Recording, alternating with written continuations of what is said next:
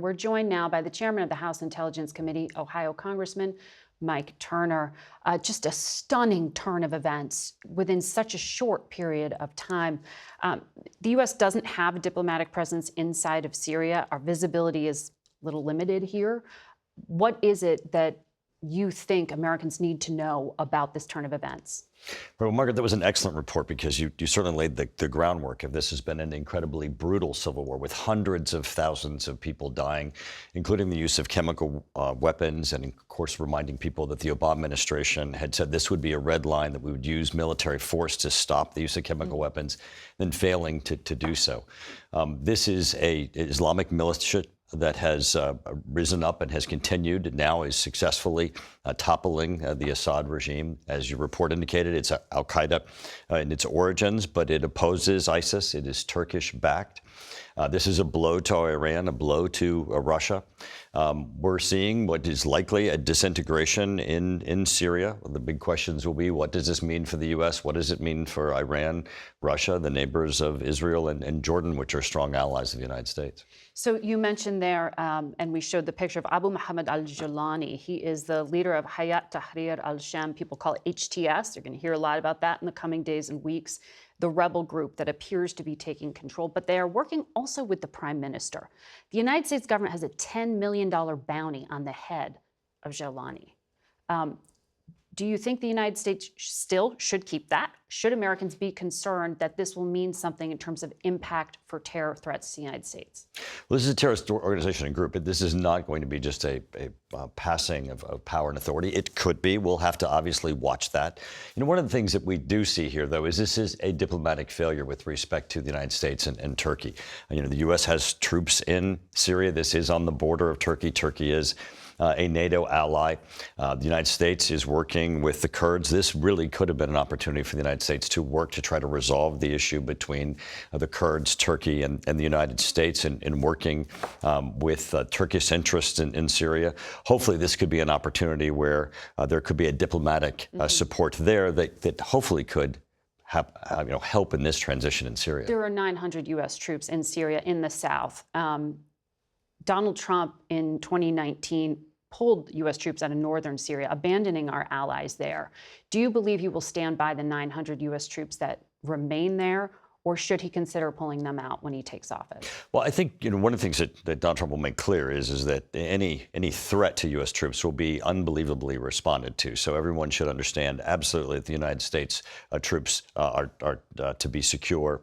The second thing is he does absolutely support the Kurds, and that he's going to look for a diplomatic solution.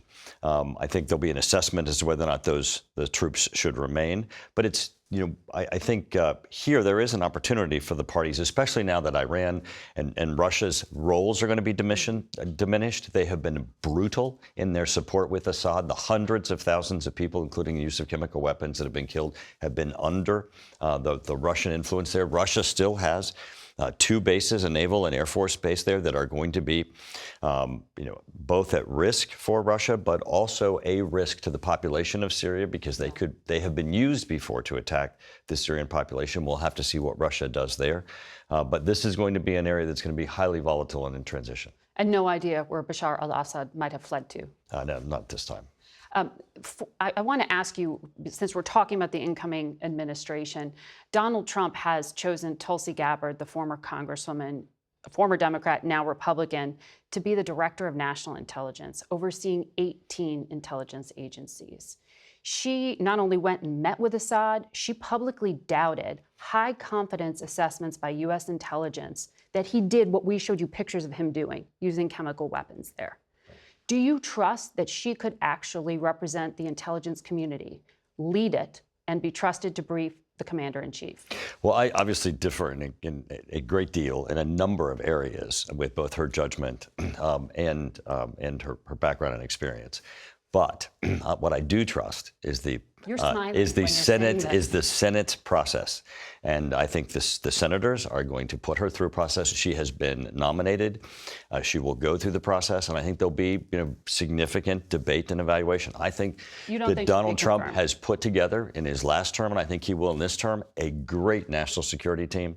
I think CIA Director Radcliffe. I think Mike Waltz as national security director are both great examples of people who are going to be foundational. I think we're going to see a great national security team. Well, this is a community that you also have oversight of. So you may not vote in the Senate, but it sounds like she doesn't have your confidence. What about Pete Hegseth to run the Pentagon at a time of global instability? Yeah, I think the chairman of the Armed Services in the Senate's made a great statement. He said, we certainly support the process, and he has, his support going through the process, and we'll have to see how that goes through. One thing that is absolutely clear is that the Pentagon needs reformed. We are not keeping pace with what Russia and China are doing in advanced weapon systems. At the same time, we're seeing the weapon systems of advanced technology that are being utilized on the battlefield of Ukraine, and our acquisition systems and our accounting systems, our spending systems are not working at the Pentagon. We need reform. Experience. We need reform. Someone has to be able to lead that, and that's going to be the debate in the Senate. I love when I ask Congress people and they just keep reminding me that they don't sit in the Senate and don't want to comment. I sense some uncertainty there on your part, but I don't want to put words in your mouth. I want to ask you, though, about what is ticking down in Congress right now, and that is something, there's a scramble at the end of this year to get a bunch of work done. Your Democratic colleague in the Senate, Mark Warner, said it is an urgent priority to address cybersecurity gaps in these final weeks. Is it a priority for you to do something because of this massive breach by China of U.S. telecom? One thing it's very disappointing, and we've seen from this administration this malaise or this stasis of where they're unable to move as a result of the president unable to make a decision. Here we have this massive breach, this hack that has occurred from China, but we're hearing nothing from the president himself, no action from this administration as to what consequences there will be. This doesn't need just a technological fix. This needs also a diplomatic fix, a nation-to-nation consequences to China. In the Obama administration, look like? in the Obama administration, China hacked the personnel management system of the U.S. government, and there were no consequences. And now we're seeing China hack the entire system of the nation. Yeah. There needs to be consequences. They can be economic, they can be in a number of ways, but right now we have zero. We have nothing coming out of the administration.